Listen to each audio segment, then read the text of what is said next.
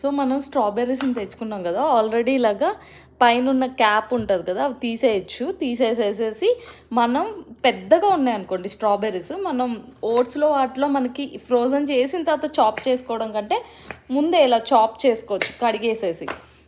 ఈ డబ్బాలో కూడా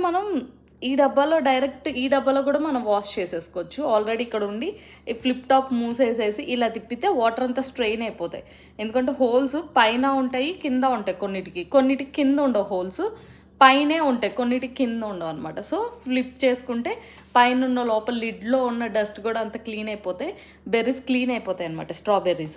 ఆ తర్వాత మనం ఒక చాపింగ్ బోర్డ్ తీసుకొని, ఇదిగోండి ఈ బెర్రీస్ చాలా పెద్దవన్నమాట సైజు.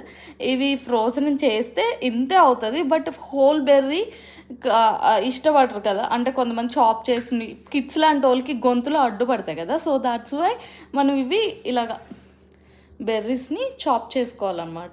క్లీన్గా వాష్ చేసుకుని, యాక్చువల్లీ క్లీన్ చేసుకున్నప్పుడు కొంతమంది బేకింగ్ సోడా వేసుకోవాలి. ఆర్గానిక్ లాంటి వాటిలో ఏమైనా నేను చెప్తున్నా కదా, ఏమైనా మైక్రో ఆర్గానిజమ్స్ కానీ డెడ్ పురుగులు ఉన్నా క్లీన్ అవుతాయి. బట్ నేను అన్నీ చెక్ చేసుకున్నా, ఏం లేదు. సో ఇలా చాప్ చేసి మనకి బౌల్స్ అన్నీ కొన్ని బ్యాచిలర్స్ హౌసెస్లో బౌల్స్ లేవు ఎక్కువ అంటే మళ్ళీ తిరిగేసి వీటిలో వేసేసుకొని, ఇవన్నీ నేను శాంపుల్కి చూపిస్తున్నా,